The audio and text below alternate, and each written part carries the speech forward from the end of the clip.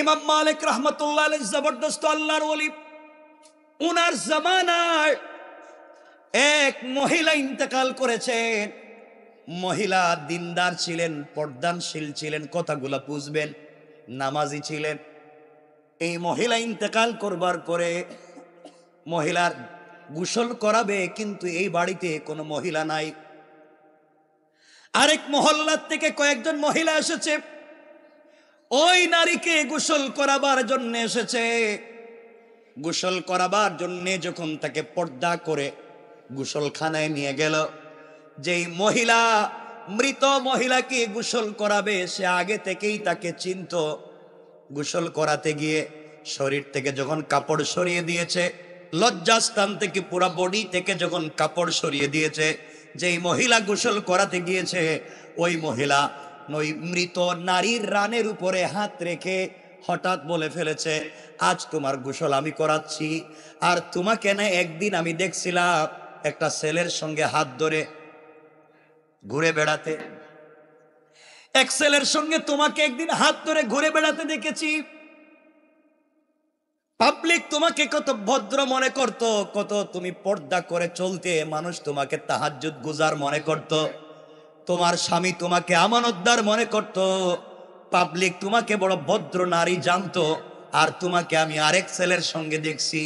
এই কথা বলবার সাথে সাথে যেই নারী গোসল করাচ্ছিল তার হাতটা ওই মৃত নারীর রানের সঙ্গে আটকে গেল, একবার আঠার মতো আটকে গেল। হাত আর ছুটে না, অনেক চেষ্টা করে হাত ছুটানো যায় না। এক পর্যায়ে এলাকার হুজুরদেরকে বলা হলো কি করা যায়। ইমাম সাহেব আর কি করবে? ইমাম সাহেব ফতোয়া দিলেন, এক কাজ করেন, যেহেতু মহিলা মরে গিয়েছে আর ওই জীবিত নারীর হাত আটকে গিয়েছে, জীবিত নারীর হাত কাটার কথা আমি বলতে পারি না, যেহেতু মৃত মানুষ, রানের ওই অংশটুকুন চামড়াটুকুন কেটে দেন, হাত ছুটে যাবে। যার স্ত্রী মারা গেছে এই স্বামীকে কথা মানবে? কথা কন। বলতেছে না আমার স্ত্রীর চামড়া কাটা যাবে না, প্রয়োজনে তোমার বউর হাত কাটো। তখন হে বেচারার কি কয়, আমরা আইছিলাম আরেক গ্রাম থেকে আপনার বউরে গোসল করাইতাম, তখন আমার বউর হাত কাটবেন আপনি? কেউ যখন ফতোয়া দিতে পারে না, পুরা দেশের আলিম কি করবেন? অর্ধেক দিন চলে গিয়েছে, ওই নারীর হাত ছুটে না, কথাগুলা বুঝবে। লম্বা সময় চলে গেল, শেষ পর্যন্ত সবাই মিলে এই দেশের সব থেকে বড় মুফতি যিনি ছিলেন ইমামে মালিক রহমাতুল্লাহ আলাইহির কাছে গেলেন। তিনি শুনলেন, তিনি বললেন পর্দা করে একটা জায়গায় রেখে দাও। সবাই বলছে হুজুর অর্ধেক দিন চলে গিয়েছে, ওই মহিলার ওযু ইস্তেঞ্জার প্রয়োজন, গোসল করবে, প্রস্রাব করবে, খাবার খাবে, কিন্তু হাত ছুটে না, তাকে ওই মহিলার কাছ থেকে আনাও যায় না। কি করবো বুঝতেছি না, পুরো এলাকায় মাতম চলতেছে, কান্নাকাটি চলতেছে, কি হয়েছে বুঝতে পারলাম না। এক পর্যায়ে ইমাম মালিক কাছে আসলেন, মহিলাকে বললেন ঘটনা কি হয়েছে তুমি বলো। আমার কাছে রাডার আছে, আমার কাছে সমস্যার সমাধান আছে, কোরআন হাদিস আছে, মিথ্যা বলবো না, সত্য কথা বলো, কি হয়েছে? মহিলারও চালাক, হুজুরে উল্টা বুঝায়। আছেন এমন লোক? দেখবেন হে ফেরেশতার মতো, কিছু জানে না। হে কয় হে নাকি গাঁজা খায় না, হে ফেনসিডিল বিক্রিও করে না। পুলিশ যখন ফিডানি শুরু করছে, কয় খাই, আমিও খাই, আমার বাপও খায়। এখন কইতেছে, আগে কিন্তু স্বীকার করেন। আমার বন্ধুগণ, ইমাম মালিক বললেন কি হয়েছে বলো। মহিলা বলতেছে জানি না, আমি এসে এখানে তিলাওয়াত করতেছিলাম, হঠাৎ দেখি হাত আটকে গেছে। হে নাকি তিলাওয়াত করতেছিল, হে তিলাওয়াতে ছিল, আমার হাত হঠাৎ আটকে গেল। ইমাম মালিক বলে মিথ্যা কথা বলবা না, সত্য কথা বলো বেঁচে থাকতে হলে, নচেত তোমাকে হত্যা করব। এক পর্যায়ে সন্ধ্যা হয়ে গিয়েছে, ওই মহিলা কোনো উপায় না পেয়ে ইমাম মালিকের কাছে বলতেছে, ইমাম মালিক ওই মহিলাকে যখন গোসল করাচ্ছিলাম হঠাৎ করে আমি বলে ফেলেছিলাম, আমি একদিন ধারণা করে ওই মহিলার সঙ্গে একজন পুরুষকে দেখছিলাম, জানি না কে, আমি বলছিলাম ওই গোসল করাতে তার রানের উপরে হাত রেখে তুমি একজন বেগানা পুরুষের সঙ্গে ঘুরে বেড়াইছো, এই কথা বলার কারণে হাত আটকে গেল। ইমাম মালিক বললেন তুমি তুহমত দিয়েছ, হয়তো মিথ্যা কথা বলেছ, হয়তো তার সঙ্গে তার স্বামী ছিল, এই জন্য দুনিয়ায় তোমাকে শাস্তি পাওয়াই লাগবে। সুতরাং কোরআন আছে আমার কাছে, আমি দেখব তুমি এই অপরাধের শাস্তি কি। অপরাধের শাস্তি কোরআন খুললেন, খুলে দেখলেন কেউ যদি কারো উপরে মিথ্যা তুহমত দেয়, এই তার দুনিয়ার শাস্তি হলো আচ্ছা মতো একটা বেত নিয়া তার বডিতে 80টা বেত্রাঘাত দূররা। কয়টা? কয়টা? 2 সাইডটা মারার পরে মানুষ বাঁচে না। কয়টা মারতে বলছেন? 80টা। 80 বেত্রাঘাত। সবাই তো আশ্চর্য, এখন কি করা যায়? তিনি বললেন মারো। সে তুহমত দিয়েছে, মিথ্যা বলেছে, অপবাদ দিয়েছে, জাহান্নামে তো যাবেই, দুনিয়া শাস্তি পাওয়া লাগবে, কারণ সে কোনো মিথ্যা তুহমত দিতে গেল। এই জন্য খবরদার, সাবধান করে দিয়ে যায়, কেউ কারো প্রতি মিথ্যা তুহমত দিবেন না। হয়তো ইন্তেকাল করবেন, তওবা করার, মাফ চাওয়ারও সুযোগ খুঁজে পাবেন না। আমার বন্ধুগণ, এক পর্যায়ে 1-2 করে 70টা বেত্রাঘাত দেওয়া হলো, কিন্তু মেয়েটার হাত ছুটে না। এক পর্যায়ে 59টা বেত্রাঘাত করা, 79টা বেত্রাঘাত করা হলো, এখনো হাত লেগে আছে। ইমাম মালিক বলেন, আমি এতদিন কোরআন হাদিস দিয়া পাবলিকরে কত ফতোয়া দিলাম, আজ দেখি ছুটে না, তাহলে মহিলাই সত্য, হে তুহমত দেয় নাই, এ সত্য। আমি উল্টা তারে 79 বেত্রাঘাত দিলাম, এখন তো বাঁচবেই না।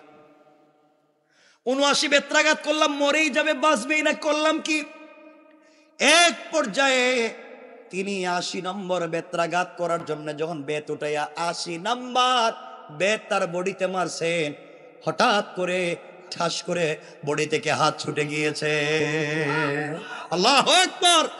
তিনি বুঝতে পারলেন তুমি তুহমত দিয়েছো।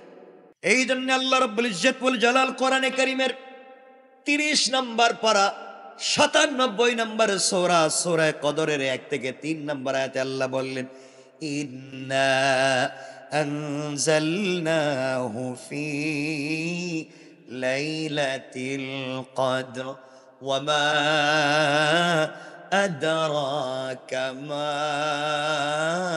লাইলাতুল কদর লাইলাতুল কদরি খায়রুম মিন আলফি শাহর। আল্লাহ রাব্বুল ইজ্জত ওয়াল জালাল বললেন, নিশ্চয় আমি কোরআন নাজিল করেছি কদরের রাতে। আল্লাহ বলেন, কোরআন দিয়েছি আমি রমজানুল মুবারকে, রমজানে কোরআন নাজিল করেছি। কোন রাত্রে নাজিল করেছেন বলেন নাই, আর এই আয়াতে বলছেন কোরআন নাজিল করছি রমজানে, পুরা মাস জুড়ে নয়, লাইলাতুল কদরের রাত্রে। সুতরাং এই রাত যদি ধরে ফেলি, আল্লাহ কোরআন নাজিল করে নিজে তেলাওয়াত করছে, জিবরিল আমিন তেলাওয়াত করছে। আমরা যদি ওই রাত জাগ্রত থেকে কোরআন তেলাওয়াত করি, আল্লাহ বলেন তাদের বডিতে জাহান্নামের আগুন কোনদিন স্পর্শ করতে পারে না। কোন সুবহানাল্লাহ। আমার বন্ধুগণ, কোরআন নাজিল রমজানের কোন রাত্রে? কথা বলে, লাইলাতুল কদরের রাত্রে। লাইলাতুল কদরে কোরআন নাজিল করেছেন জিবরিল আমিন আল্লাহর রাসূলকে। কোন রাত্রে কোরআন নাজিল হয়েছে? রাত্রটা কদরের রাত ছিল। এই রাত তারিখ সহ জিবরিল আমিন আল্লাহর রাসূলকে বলেছিলেন। অর্থাৎ রাসূল লাইলাতুল কদর এটা জানতেন, এটা জানতেন, মনেও ছিল।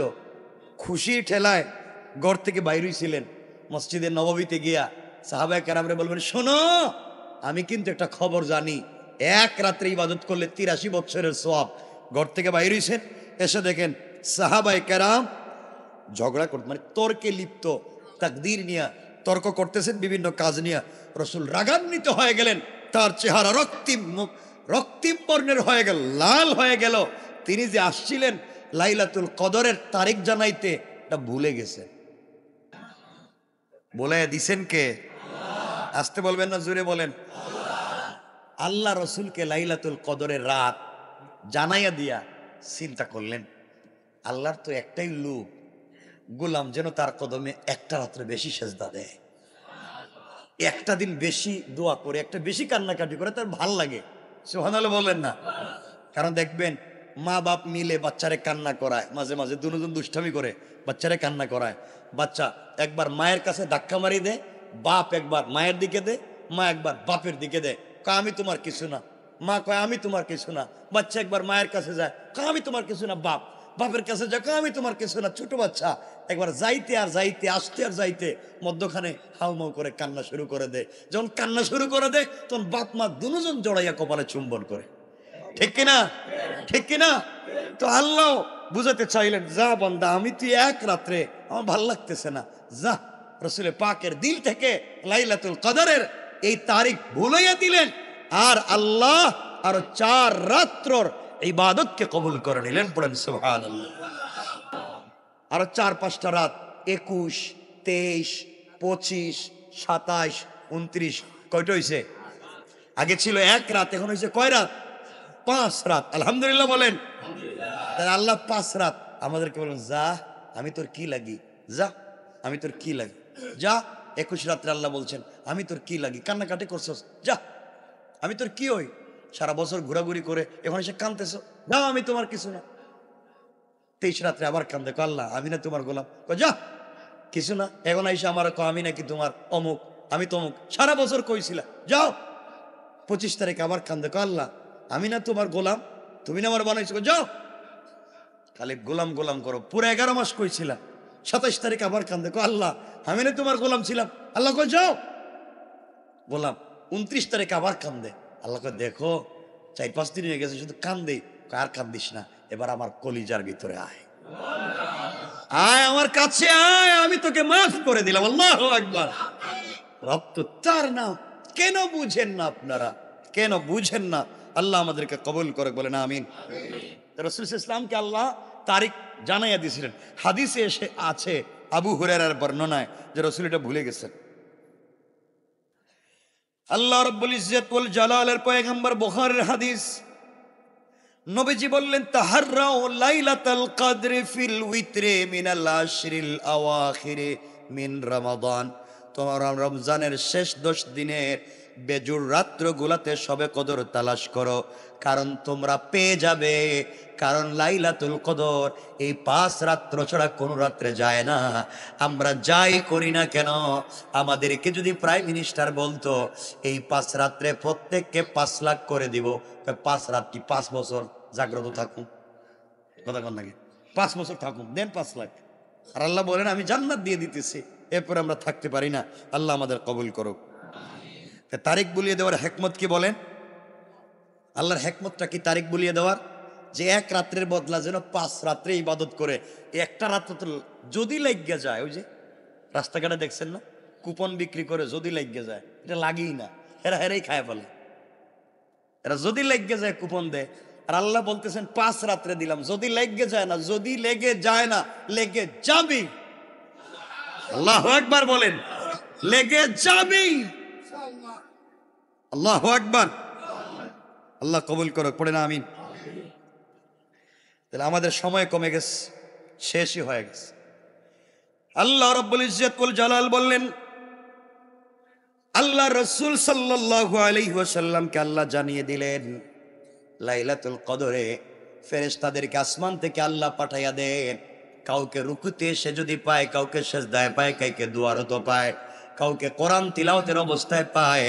ফেরেশতারা আল্লাহর কাছে যখন রিপোর্ট দেয়, আল্লাহ তাআলা এই বান্দার পুরা জিন্দেগির, পিছনের জিন্দেগির আমল নামাগুলাকে একবারে ব্লক করে দেয়, বন্ধ করে, খাতাগুলাকে বন্ধ করে পিন লাগিয়ে দিয়া তার নতুন খাতা খুলে দেয়।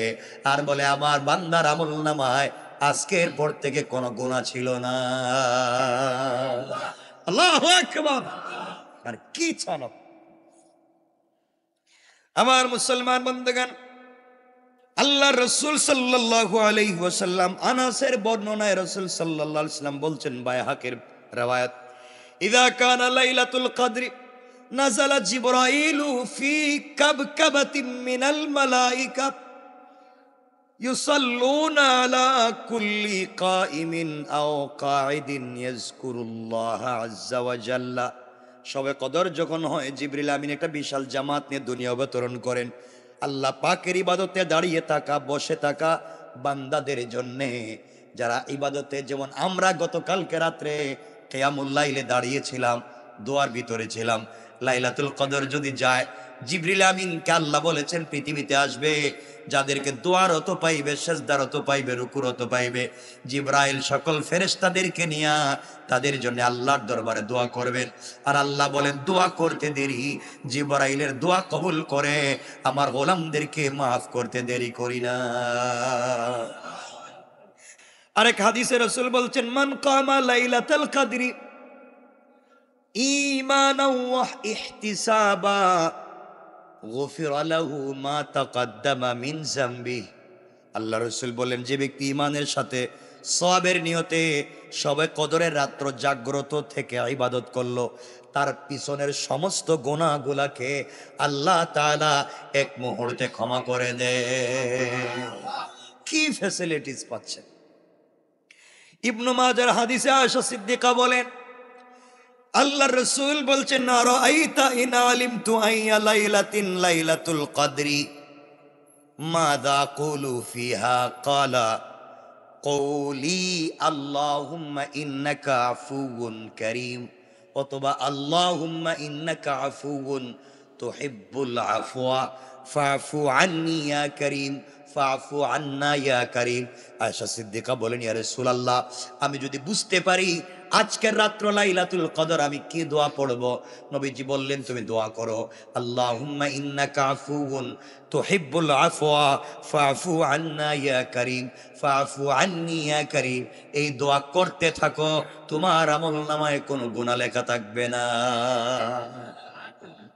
তাহলে আমরাও যদি বুঝতে পারি লাইলাতুল কদর, আল্লাহুম্মা ইন্নাকা আফুউন তুহিব্বুল আফওয়া ফাফু আন্নি ইয়া কারীম, এক নম্বর এটা পড়বো, বেশি বেশি করে ইস্তেগফার করব, বেশি বেশি করে দুরূদ শরীফ পড়ব, তাসবিহে ফাতেমি পড়ব, আর বেশি বেশি করে আপনারা পড়বেন লা হাওলা ওয়ালা কুওয়াতা ইল্লা বিল্লাহ, আরো পড়বেন সুবহানাল্লাহি ওয়া বিহামদিহি সুবহানাল্লাহিল আযীম, আরো পড়বেন লা ইলাহা ইল্লাল্লাহু ওয়াহদাহু লা শারীকা লাহু লাহুল মুলকু ওয়া লাহুল হামদু ওয়া হুয়া আলা কুল্লি শাইইন কাদির।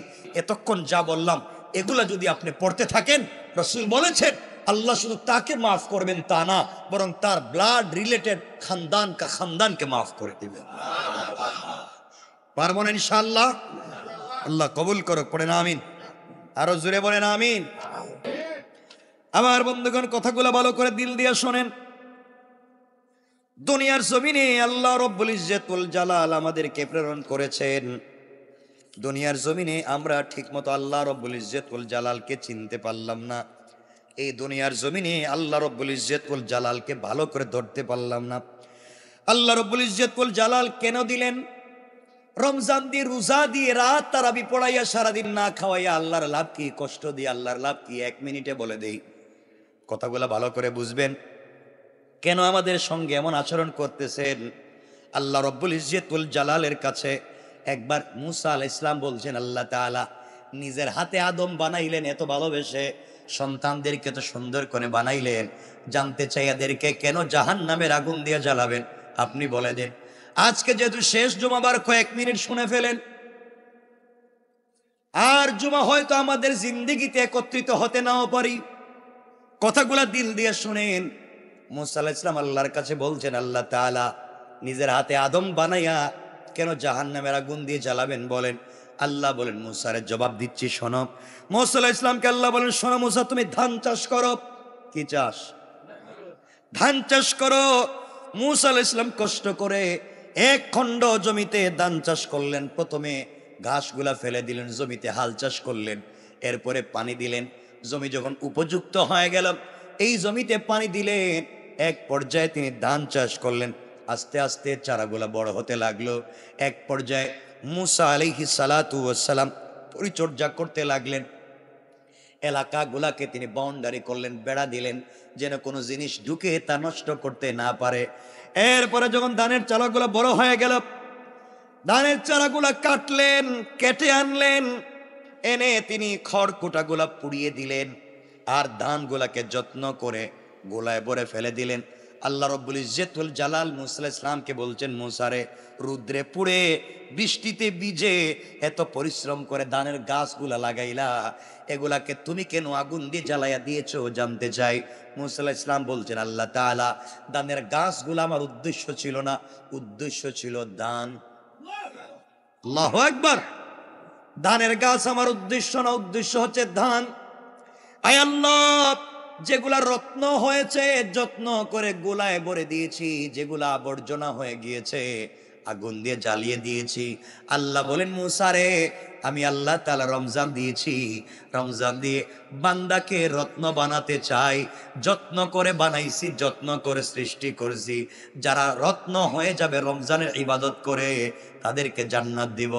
আর যারা আবর্জনা হয়ে যাবে তাদেরকে খড়কুটার মতো জাহান্নামের আগুন দিয়ে জ্বালাইয়া দিব। নাউযুবিল্লাহ। কথা কি বুঝতে পেরেছেন?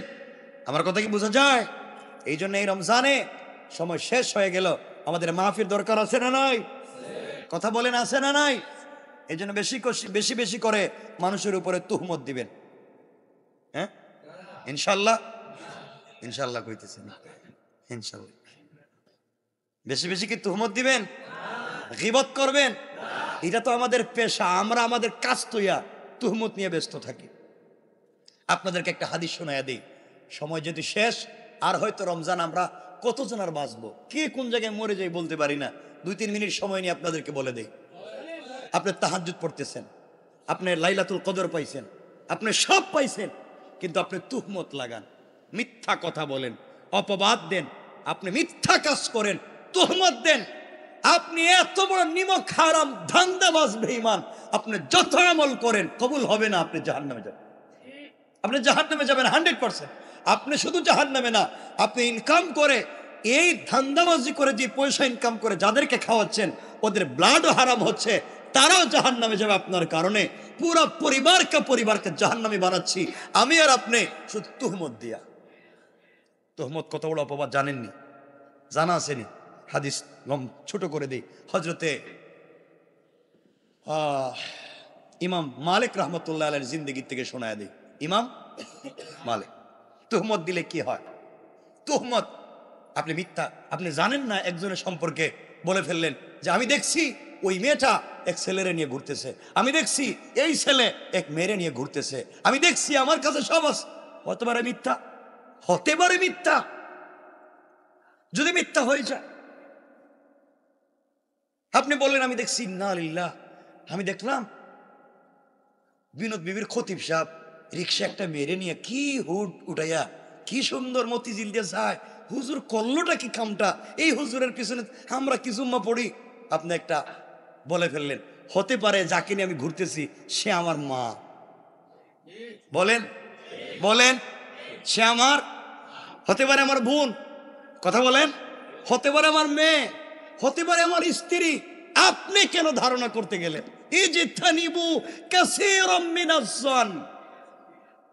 আপনারা কে বলছি ধারণা করতে? তুমি কাজ করছো কেন?